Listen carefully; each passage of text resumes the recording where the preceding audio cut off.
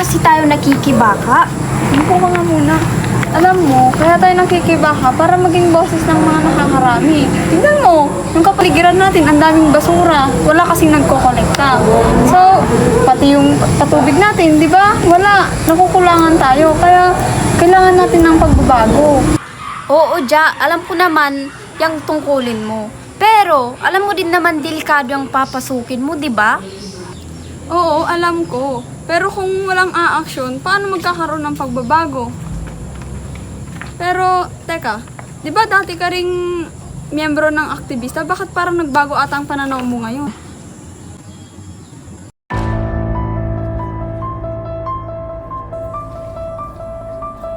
Proud na proud ako sa bunso kasi naglaban na yung papatay ng mga kabataan.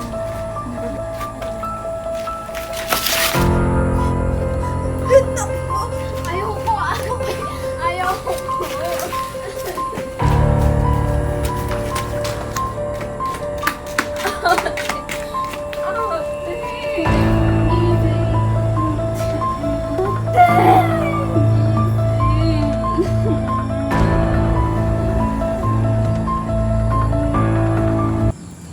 Lin, uy Lin, nakikinig ka ba? Ay, sorry, may naalala lang kasi ako.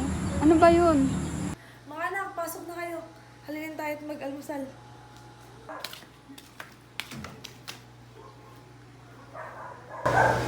Anak, bakit ka ba kasi patuloy na nakikita? Hindi ka ba natatakot? Nay, kailangan natin ipaglaban ang karapatan natin para sa kinabukasan natin. Pero Nanay Elena, hindi ba pwedeng may ibang paraan? Hindi naman lahat ng problema ay solusyon ay pakikibaka, di ba? Alam mo anak, naranasan ko rin ang pakikibaka noong aking kabataan. Alam ko na ang hirap at sakit nito. Pero isipin nyo, kung walang gagawa, sino ang gagawa? Tama si Inay. Pasok! Bakit niyo po ako pinatawag, Miss Santos? Maupo ka muna. Alam kong may maganda kang intensyon, pero kailangan natin mag-usap. Hindi kami naniniwala sa mga salita mo, Miss Santos. Ang dami mo ng pangakong hindi tinutupad. Ja, kung gusto mong may magandang solusyon, dapat pakinggan mo ang aking sasabihin. Pasensya na, Miss Santos, pero kaya na namin to. Hindi namin kailangan ng tulong mo. Ja, Ja, parang hindi mo na ako nakikita. Masyado ko lang nabulag yung pakikibaka mo. Alam mo, Lynn, hindi ko ginagawa ito para sa akin. Ginagawa ko to para sa ating lahat. Para sa kinabukasan natin. Pero, sabi ko nga, tutulungan lang kita. Makikita mo rin, Lynn, sa pagtutulungan natin, makakamit natin ang pagbabago. Hindi lang sa ating barangay, kundi sa buong Pilipinas. Ikaw talaga, ano ba kasi gagawin natin? Ito. Tignan mo. Oh anak, gabi-gabi na hindi ka pa rin natutulog.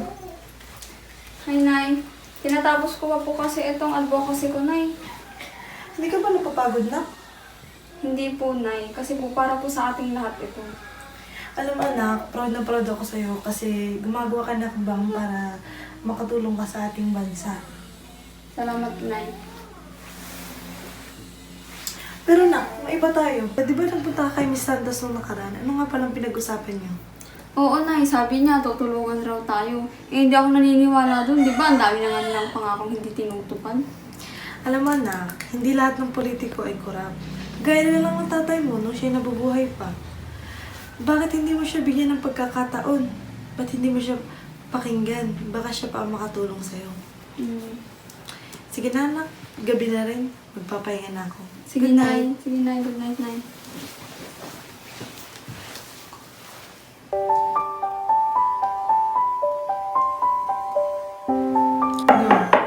tuloy.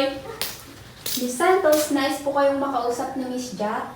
Sige, papasukin mo. Pasok ka. Hello, Miss Santos. Bakit ka nga pala naparito, Ja? Miss Santos, humihingi po sana ako ng paumanhin sa inaasap ko nung nakaraang nating pag-uusap. Hindi ko po intention na bastusin po kayo, pero alam niyo naman po, di ba? Naintindihan kita at hindi naman kita masisisi kung ano ang iyong inasal nung nakaraan. Handa akong tumulong kung ano man ang problema sa inyong barangay. Salamat po, Miss Santos. Pero pasensya na po ulit. Naparito nga po pala ako para sabihin, sumasang-ayon po ako sa gusto ninyo na makipagtulungan po sa amin. Salamat sa iyong pagtitiwala at asahan mo ang aming pagtulong sa inyong barangay. Ano ba ang mga problemang kinakaharap ng inyong barangay ngayon, Cha? Sa barangay kasi namin ni Santos, ang daming nakakalat na basura kung saan-saan. Pati yung mga kanal namin nagbabaharan na kasi walang nagkokolekta ng basura. Pagkatapos, yung patubig namin kulang. Minsan wala, minsan nagkakaroon naman. Kaya nga nag-iigib pa kami sa ibang barangay upang magkaroon ng inumin at magamit sa araw-araw. Yan ay napakalaking problema kinakaharap ng inyong barangay ngayon.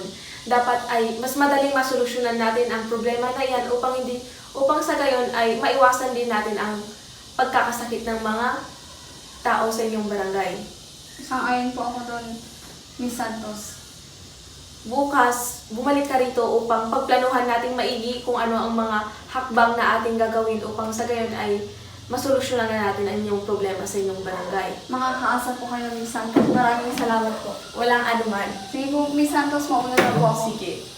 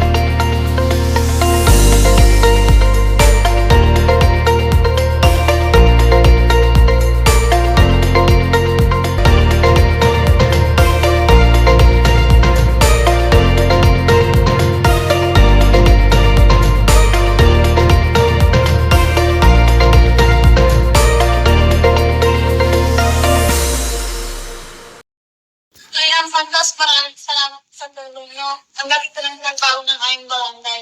Walang anuman. Tungkulin namin yun na kasabi sa gobyerno para tulungan ng mga nangangailangan. Oo nga ma'am, laki nung naitulong nyo. Iniimbitahan ka po pala namin mamaya salo-salo sa bahay. Sige, sure. Tumulong na ako at susunod na lang ako sa inyo mga. Kayo pa rin tanto at nangyayang pa kami.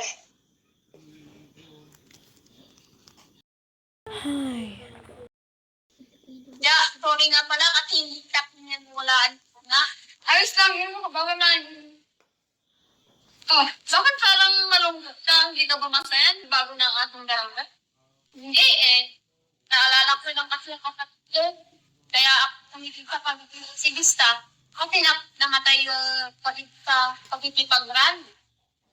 Oo, kaya pala hindi ka sumasang-ayon sa paggustuhan ko. Pasensya ka na. Alam mo, kaya kita pinipigilan kasi ayaw kitang mawala. Kita importante lang sa buhay mo. Salamat!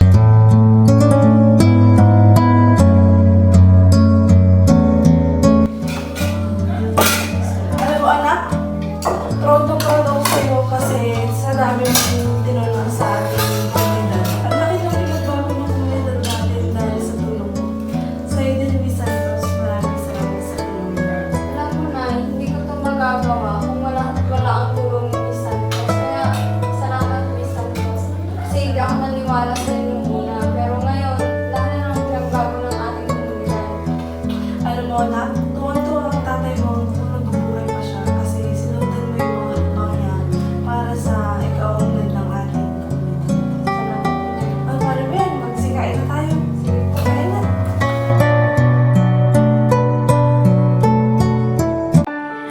Base sa napanood niyong istorya, pinapakita nito na hindi hadlang ang edad upang gumawa ng hakbang tungo sa pagbabago. Sabi nga ni Rizal sa kanyang poem na Alahubentod Pilipina, ang kabataan ang pag-asa ng bayan. Ibig sabihin, sa pamamagitan ng angking talento, karunungan at tungkulin ng mga kabataan, magiging magandang instrumento sila tungo sa pagkakaroon ng pag-asa sa ating inang bayan.